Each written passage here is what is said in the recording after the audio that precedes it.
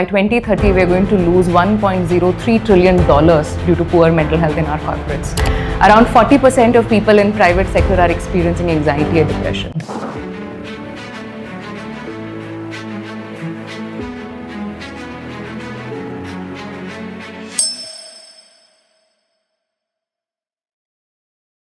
Hello everyone, welcome to Corporate Citizen Conversations. I'm your host Sandeepan Choudhury, and today we have a revered guest among us, Ms. Pooja Jain, CEO of Safe Stories. With her extensive background in psychology and over a decade of experience in organizational development, has helped companies build emotionally resilient cultures through team building, leadership growth, and therapy access. Ma'am, it's an honor to have you here today. Thank you so much. So, ma'am, let's start with what inspired you to create Safe Stories and what continues you to motivate today.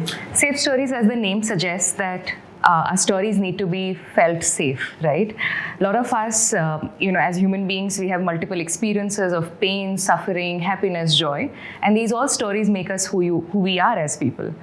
Safe Stories was designed and built with an intention to make mental health, which is not necessarily something that we can talk on a daily basis, to make mental health as a part of daily conversations. Like, for example, you and I can sit here and talk about mental health, and we wanted mental health to go to workplaces, organizations, schools, colleges like yours, and make sure that we can all talk about our emotions in a comfortable way. So, ma'am, like physical health, mental health affects us all, but we define it very differently. Yeah. So, according to you, what is the definition of mental health?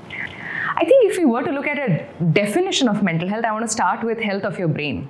Right? You have a brain here, I think all of us have one. And it's the health of your brain, because when we look at mental health, we usually think of, जैसे करण जौहर ने बोला है ना, दिल की बात दिल तक होती है, हमें लगता है सब बातें दिल से होती है, but it has actually nothing to do with the heart, just to let you know. That's a part of your physical health. Mental health is health of your brain, and eventually it's part of your holistic health. Because, for example, if you look at major physiological conditions like heart attack, BP, or any other physical condition, they are all accompanied by mental health conditions.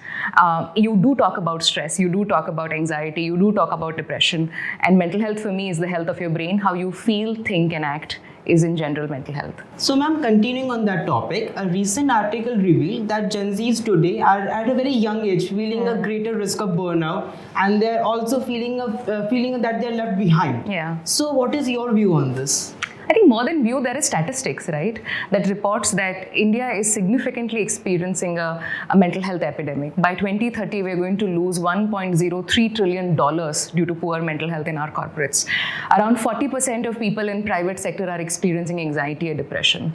I think with Gen Z, we just have the language. उन्होंने बस बोलना शुरू कर दिया है. Mental health was always prevalent in our culture.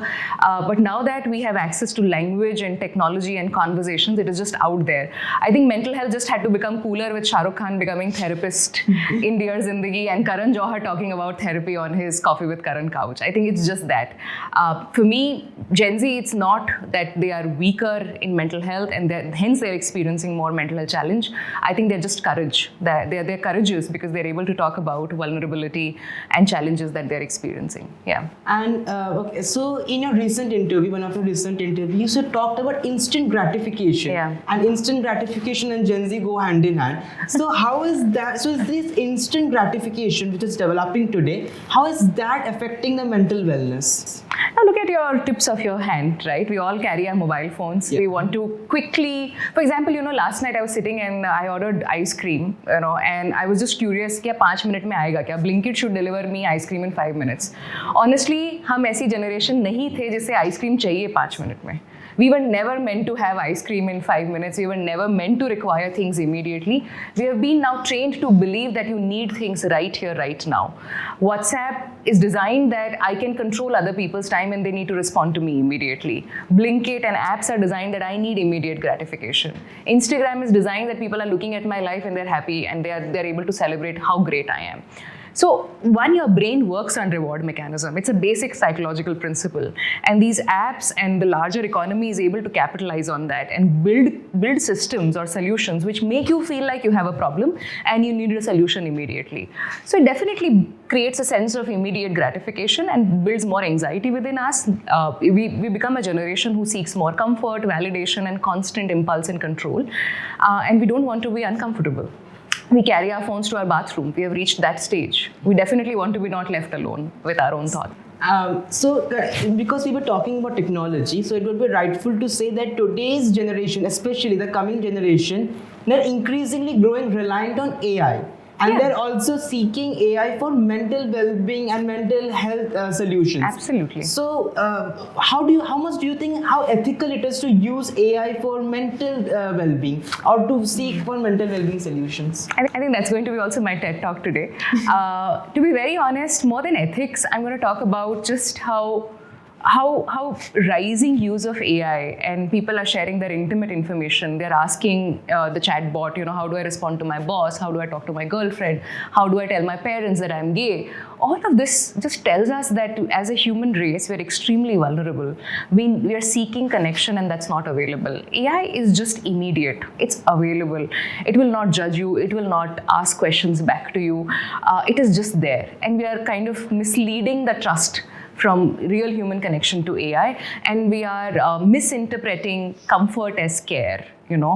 For example, when I chat with my bot at 2 a.m. in the night, because when I'm having anxiety, I cannot talk to a psychologist. I cannot call up a friend. It's always daunting to reach out for support, and AI is just there. And of course, it's not ethical. Of course, we are becoming a generation who will misinterpret comfort as care, misinterpret intelligence as consciousness, and misinterpret the availability of AI as mental health solution. Clearly, we are moving in a direction which is going to be much, much more delusional. But we do need more protocols and ethics. But I think it just talks about a bigger problem here, that people look for connection all the time. So, because we were talking about how does it much of for taboo in India to seek help for mental well-being and for mental peace. Do you think video consultation is a way to combat such taboo? Absolutely. I think more than such solutions, I think India is always struggling with a culture of silence and shame. We don't want to tell people that I have anxiety or depression. For example, I'm going to go and give my TED talk. I cannot tell people that I'm nervous.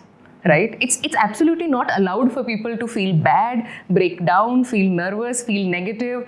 Because हम आशीर्वाद भी तो यही देते हैं ना, खुश रहना. हम थोड़ी बोलते हैं कि अरे एंग्शियस रहना और उसके बाद नॉर्मल हो जाना. हम अलाउड ही नहीं करते, right? So we live in that culture and hence mental health will always become a difficult conversation. Not just video conversations, we need, I think, just more prevention and promotion. We need conversations in classrooms, to colleges, to corporates, to public health systems. We need people to sit and understand that mental health was never about just taking medication from a psychiatrist. It is about how you feel in this moment, right now, right here.